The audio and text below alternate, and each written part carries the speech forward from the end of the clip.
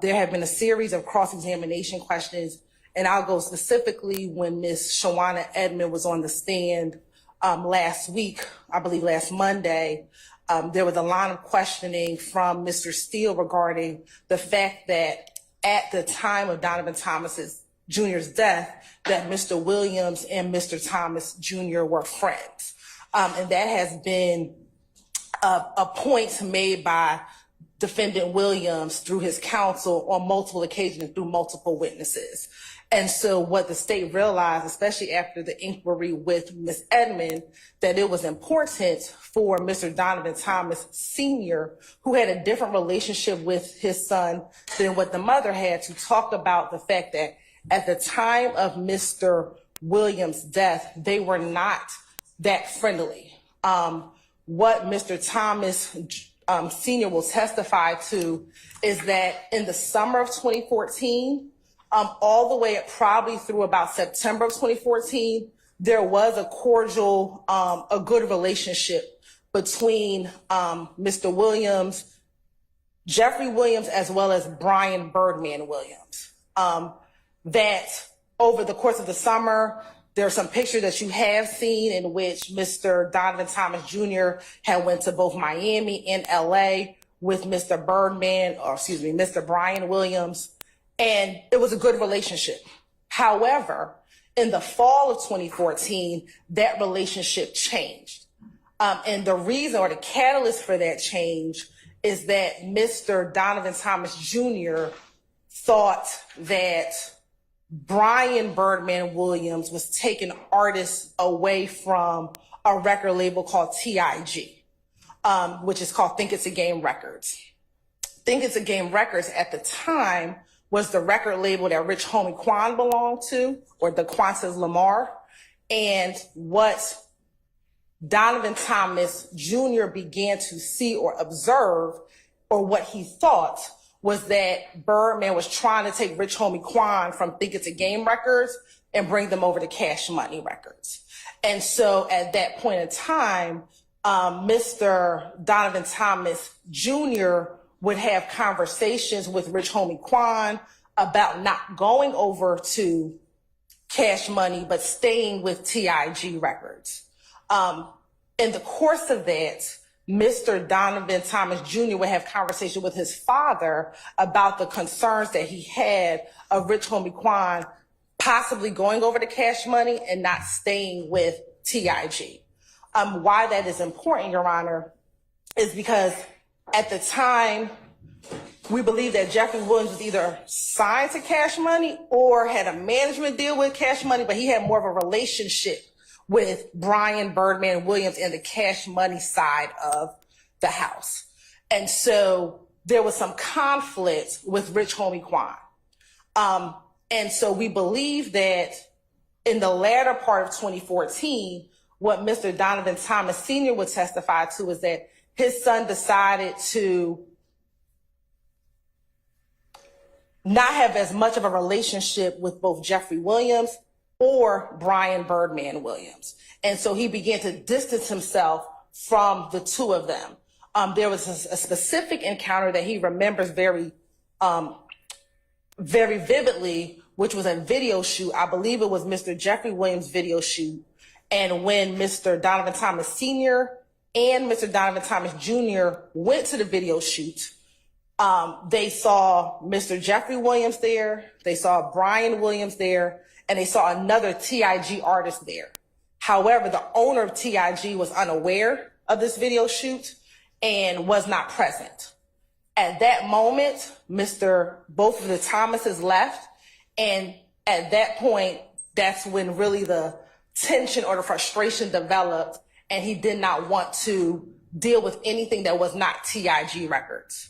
And so we're talking about October 2014, November 2014, later in the year, that there was this distancing between the two, which is opposite of what we believe that the defense is trying to purport, that there was this great friendship in January 2015, because that was not the case. And so specifically, there are two conversations that Mr. Donovan Thomas Sr. remembers his son having with him. These were two face-to-face conversations. Again, in about, he believes it was fall of 2014. And specifically, his son came to him very concerned, thinking that Rich Homie Quan was going to leave TIG Records, that he expressed to his father that he was trying to show Rich Homie Quan everything, showing him the studio that they had built for him and really trying to convince him to stay with TIG and not go over to Cash Money Records. And the reason why that is relevant, Your Honor, is we believe one of the theories of why this murder occurred is there was a desire to have Rich Homie Quan on Cash Money Records, and two people were preventing that from happening. Corey Lamar, who is the father of the Quantas Lamar, as well as Mr. Donovan Thomas Sr. And those two individuals were preventing that from occurring.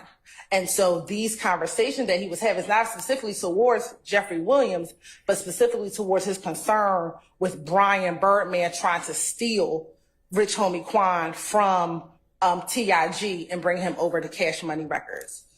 As far as this having some guarantee of trustworthiness, that's why we believe that you need to hear from Mr. Thomas yourself. Generally, in these hearings, Your Honor, as you are aware, the court can assess credibility from the witness itself. Okay, let's assume that I do that. How are you going to get over the confrontation clause? Your Honor, this is not testimonial because confrontation. I disagree with you. Well, Your Honor, it is testimonial. It's not testimonial because testimonial evidence is evidence that's made directly to the police. No, this is not. Not necessarily. Not necessarily. I'll bring some case law, Your Honor, but testimonial evidence is evidence that is made in preparation for trial, generally to law enforcement. This okay, is not, but even if it's not testimonial, you still got a confrontation clause issue. How are the defendants gonna? But this is why this is residual hearsay, Your Honor. Because residual hearsay, if you're gonna introduce it against the defendant, it's still got to pass the confrontation clause. No, Your Honor, when we're talking about confrontation. I disagree with you about that. It's got to pass the confrontation clause. In fact, there are, you all like to slight Carlson a fair bit, so let me go back to what Mr. Carlson says about the constitutional considerations. While much of the evidence offered under 807 will pass Sixth Amendment muster, cases state that if a hearsay statement is testimonial, confrontation clause prevents its admission at trial, even if it falls within the hearsay exception, unless the declarant statement is unavailable and the defendants had a prior opportunity to cross-examine the declarant. So the issue you're still going to have is, well, is just general confrontation of this particular witness. And then also, I'm concerned about just the nexus in terms of what you're trying to get into at this point. When you, I guess two things. The nexus being that of what exactly Mr. Thomas is going to testify to. I mean, you laid out for me kind of a relationship driven or I don't see the nexus. I'm having a hard time seeing that. Which nexus, Your Honor, so I can be clear? The nexus in terms of what does Mr. Thomas's statements about his son, because finally you boiled it down to there's two conversations in the fall of 2014 that you want to get into. Have you reduced those to writing?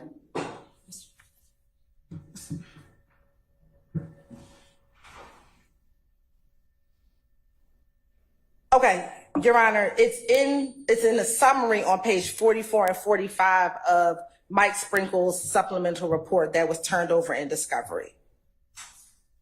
In Discovery 1 back in July of 2022. Well, you need to all print that because I don't have it. So you need to print it for me. But I will print it, but the nexus, and I want to make sure because the nexus, I mean, because you're telling me that Senior had conversations with Junior. Junior was concerned that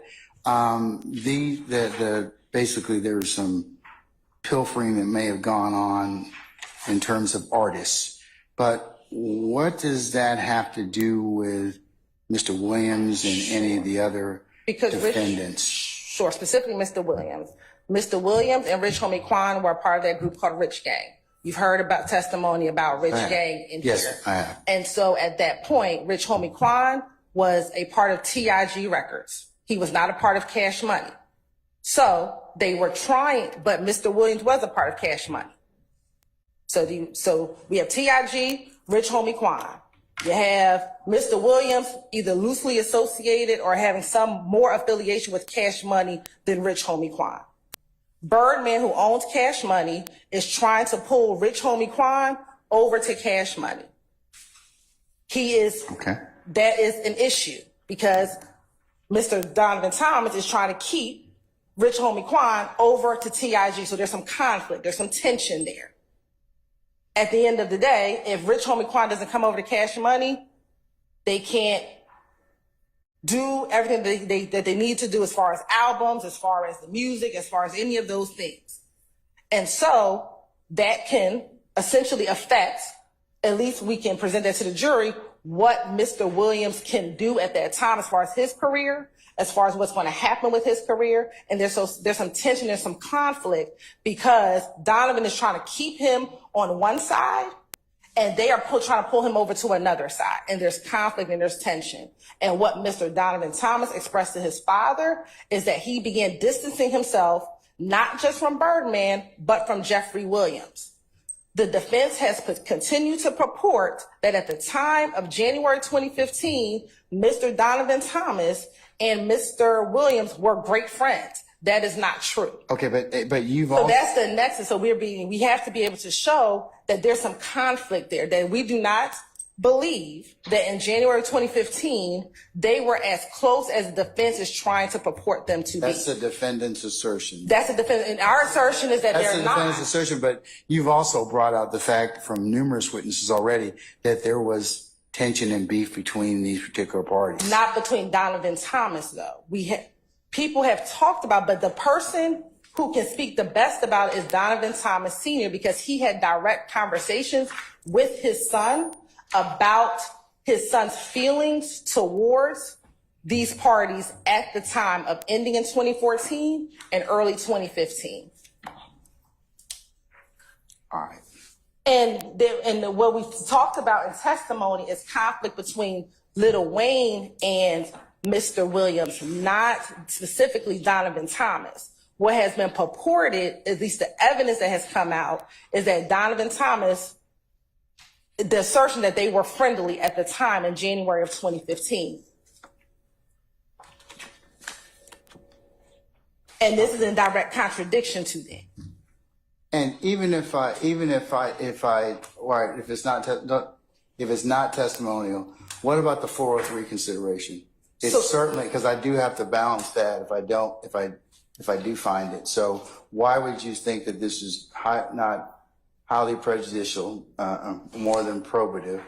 Because, you've also got, I have to consider that too. Because, Your Honor, the state has to prove motive, and we have to prove a reason why this occurred. What defense has purported in opening, what defense has purported throughout the entire trial, there's no reason why Mr. Williams will want to have him killed. There's no reason why YSL will want to have this individual killed. And the state has to be able to prove motive. We do not have to prove motive. However, there is a reason behind, or the state believes that there is a reason behind this senseless killing. And so the state can purport and give that information to the jury. They can choose to believe it, not believe it, but we have a theory of why this occurred. And there's nothing prejudicial about Mr. Donovan Thomas Sr. speaking about his son's feelings at the time of this murder. And the conversations that he had, he doesn't say, my son said, if I die tomorrow, it was Mr. Williams. That might be prejudicial, but it is Mr. Thomas's conversation about his concern that Rich Homie Quan was going to go to another music label. There's nothing prejudicial about that statement to Mr. Williams, except for the fact that Mr. Donovan Thomas is telling his father, someone he has a close relationship with, someone who he talked to almost every day. This is the testimony that Donovan Thomas Sr. will give, is that my son came to me with a concern that someone he's mentoring, someone he has developed a relationship with may leave this record label and go to another record label. There's nothing prejudicial to any of the defendants with that particular statement. So we do believe that there's nothing prejudicial about that statement in this. And I'll pause, but I'll look up the testimonial. But again, Your Honor, I believe the testimonial will solely be if this was a statement being made for the purposes of trial, and it's not. I still have to go undergo trustworthiness. Yes, Your Honor. Still have to go through even if I don't find it to be testimony, it still has to be balanced under 403. Yes, Your Honor. And I take this in comparison. Many of the residual hearsay cases, Your Honor, are domestic violence cases. Oh, that's what comes up. That's what comes up. And but ordinarily, those are a lot more tighter in the sense that you have interplay between, unfortunately, the decedent and the victim. And you also have third parties that are very much usually around, or unfortunately see those particular, or that particular victim talks to on a regular basis. But that is what's happening here, Your Honor. Mr. Donovan Thomas Sr. will say he talked to his son every day. He has a different vantage point. If you recall Ms. Edmonds' testimony, Ms. Edmonds knew her son, but Donovan Thomas Sr. went to video shoots with his son, went to events with his son in the music industry. So he had a very close relationship with his child, such that these conversations were very natural for them. In comparison to Ms. Edmonds, Ms. Edmonds said, I knew certain things, but she didn't have as much detail. He spoke to his father more about what was happening on this music entertainment side. The father had been to video shoots. The father had, may or may not have been, I have to confirm, may have been in Miami when they did the lifestyle video. Mr. Donovan Thomas Sr. spoke to his son, was very involved in the fact that Mr. Donovan Thomas Jr. had created his own independent music label. Another one of his sons, Marquavius Curtis, was a part of that. So Mr. Donovan Thomas Sr. has a very more knowledge about this side of what Mr. Thomas was doing versus, say, Miss. Do you have the statements? Did you find those? Yes. Can I see those? Yes, Your Honor. Permission to approach? Yes. I'm just going to read them in the record so that we have them for consideration.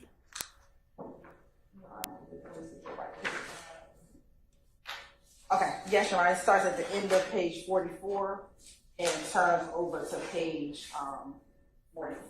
All right, if you hand those to Mr. Kearns.